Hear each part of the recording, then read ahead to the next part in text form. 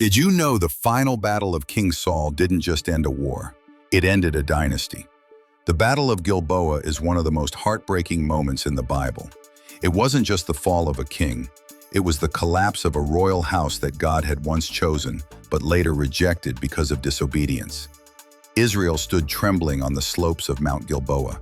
Across the valley, the Philistine armies gathered, stronger, unified, and armed with superior weapons. King Saul, once fearless, now carried a heavy darkness. God was silent. The prophet Samuel was gone. David, his greatest warrior, was in exile. And Saul knew deep inside that this battle was different. This was judgment. As the soldiers marched out, the Philistines attacked with overwhelming force. Arrows filled the air, shields clashed, screams echoed through the mountain. Israel's army began to fall back, and the Philistines pressed harder. Then tragedy struck.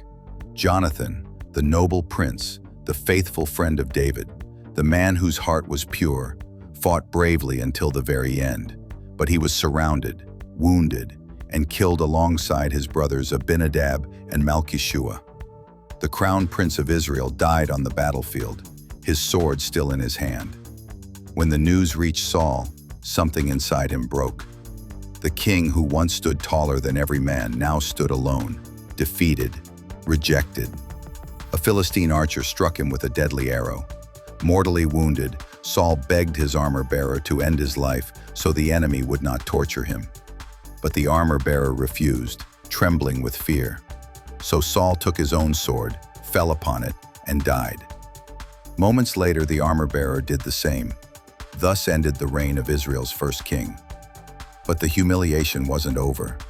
The Philistines found Saul and his sons, cut off Saul's head, and hung their bodies on the walls of Bethshan. It was a national tragedy, a moment of deep shame.